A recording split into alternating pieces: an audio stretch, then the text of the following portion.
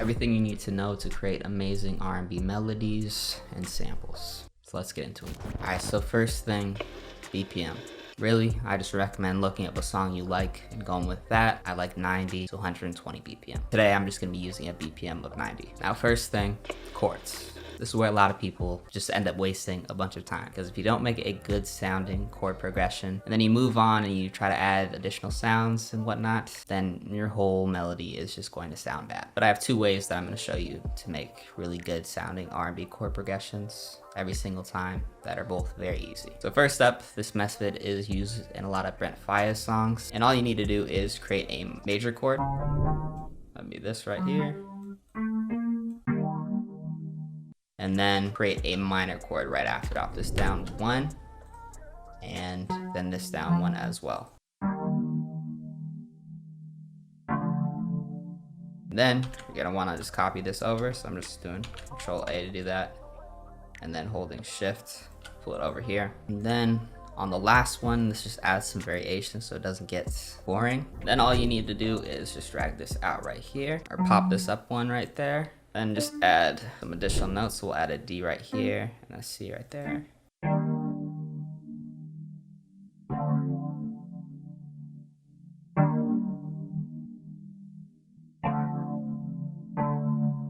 And then you've created just a nice, simple 5-beat chord progression. Also, if you like the sounds I've been using so far today, I'm just using my new bank, Solar. It comes as one-shots as well as an analog lap bank, so literally anyone can enjoy it. And I really focused on making this bank for people that wanted to make R&B beats or just kind of more vibey beats in general. And it's currently on sale on my website right now, so check it out. Now, the second method is a little bit more complex, but it offers a lot more variation, and it's in pretty much every style of music, but very prevalent in R&B. And that's just doing 4 chords, something like this. Let me show you actually how you would build something like this. So really where you want to start is just put together 4 notes that sound good. So in this case,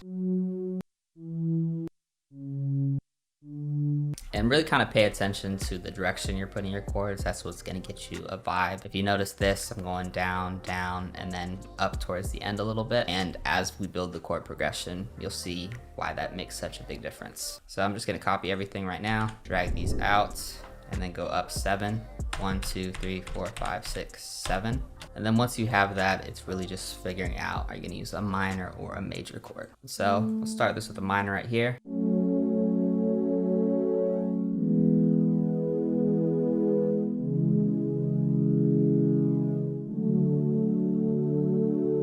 And right here, I'm just using a sound called Wanted from the Kids. And one little trick for figuring it out is, of course, just use your ears. It's pretty obvious when you're using the wrong chord. So typically you'll just go up either 2 or 3. And also when stuff lines up, there's a good chance that it'll sound good if you line it up with another note. So I'm gonna do that. Line this up right there. Another C, line that up.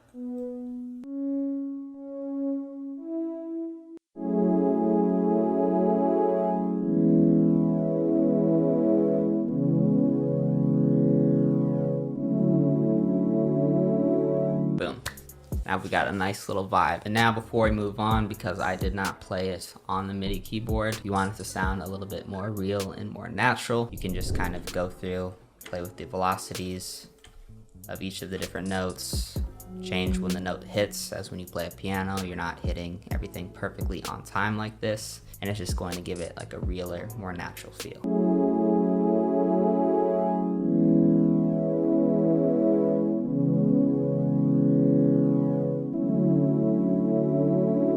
Alright, so now we have our bass, but how do we elevate it in an interesting way so we'll actually stand out to an artist and it'll be more, I guess, interesting to the listener? Well, I'm gonna show you a couple ways right now. Now, of course, we could just go in, grab another sound, copy the chords over, and just layer it like this.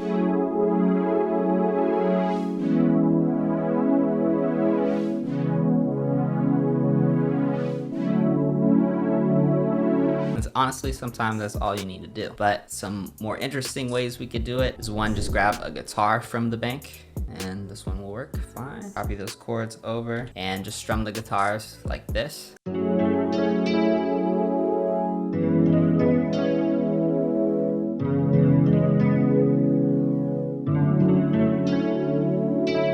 all this is just the chords strummed, and I just didn't use the top note of each chord. Next thing you could do is pick out another sound and just copy over the same chords, but only have them play for like half of the chord.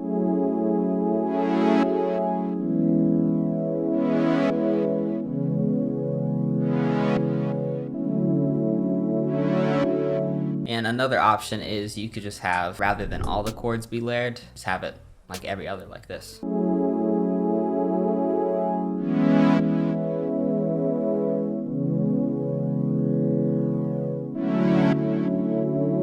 And another option you have in terms of layering is you don't have to layer every single note. So for example, we could do something like this. I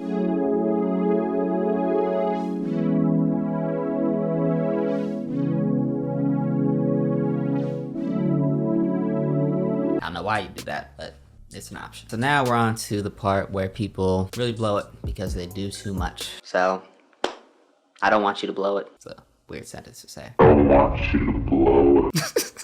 All right, let me show you how to not blow it. I don't even know what I'm saying right now. All right, we're talking adding a melody. Here are 3 simple ways to do it, at least space for the artist. So the first thing you can do is really just combine those layering methods I showed before, and honestly, you get a pretty good sound by doing that. So we got the guitar going, and then just the halfway chords. I don't know what they would be called.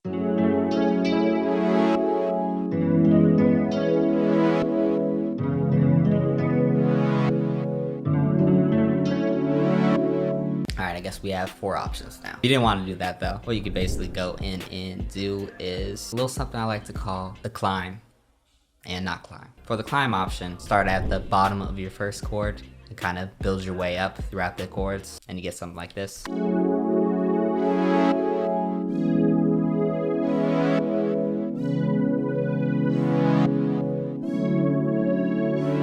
Next up, we have the not climb, and you just basically do the opposite.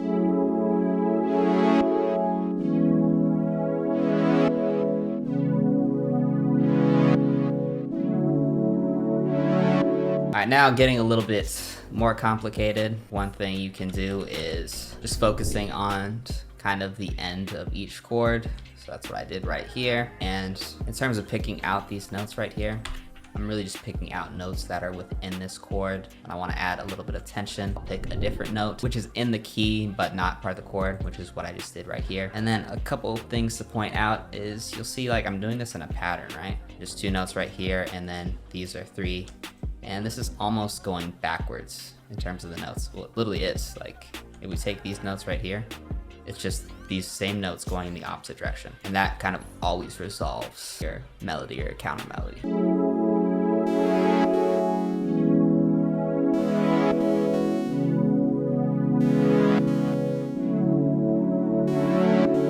Now on to our 4th option. This one gonna kind of seem like the opposite of what you should do because there's gonna be so many notes. It'll still sound good. So just copy this chord progression over. You can just use this sound. And then just go to Alt-A. This is gonna ARP it. But yeah, you can kind of play with these different settings. Normal, flip, which just flips it, alternate, and kind of just play with the times as well. See what ends up sounding good. So let's just play around and try to find something that sounds decent.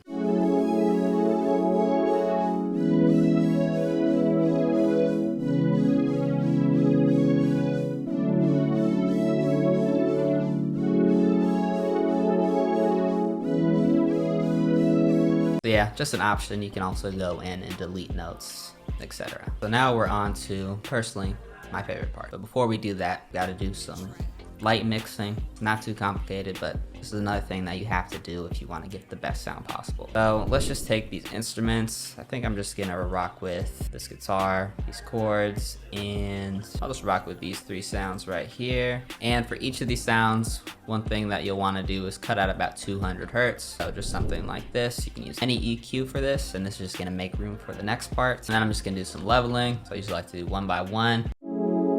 Put things around like 12, 15, 18 dB. Just depends on the sound.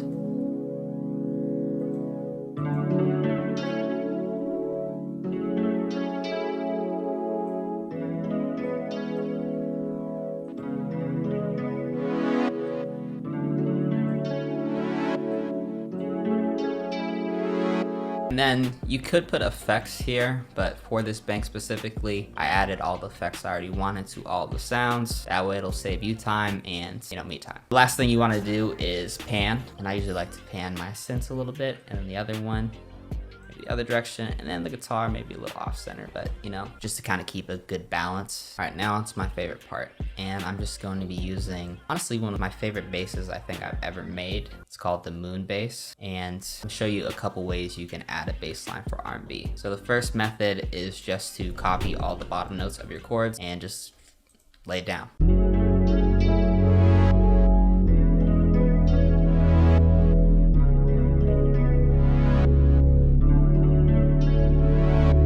And that just kind of glues everything together. It just makes everything sound a lot fuller. I don't know, for me it's just the thing that kind of really sets the tone for any beat. It's probably my favorite instrument is synth basses, honestly. But some other things you can do to kind of make your bass line a bit more interesting. Pick out different notes within your chords, and just towards the end of each of these, or even just wherever you kind of see fit, just add some notes really.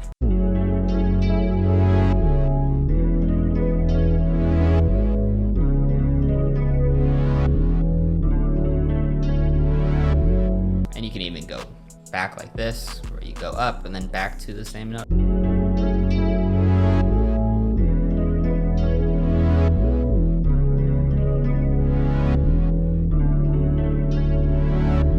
Now we're on to pretty much my favorite part, because I feel like it's the little things that really separate things and make them stand out. All right, so the first thing you can do is just kind of to add texture, and this is really simple. Grab some sort of percussion loop, and you can just add the percussion loop as is. This is just one from my drum kits demo, which has a bunch of different percussion loops and just drum loops in general. And so here's how it sounds the first way.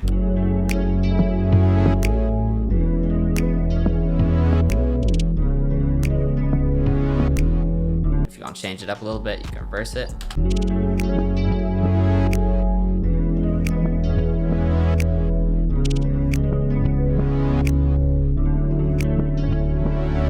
Now some other cool things you can do is if you copy your sample and do Control-Alt-C, and then just click on this right here, you can reverse it, which sometimes sounds cool. So let's just give this a listen.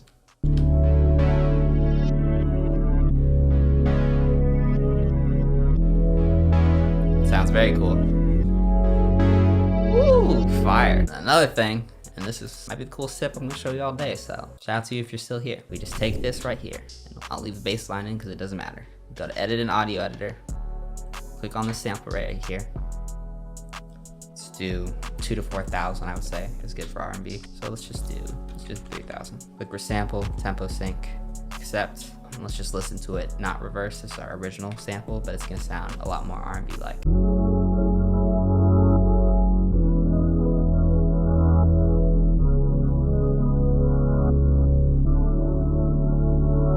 So that took out like all the highs. It sounds a lot more underwater and kind of more Drake-like. That's what Drake's Producer 40 does this. And then if we reverse it,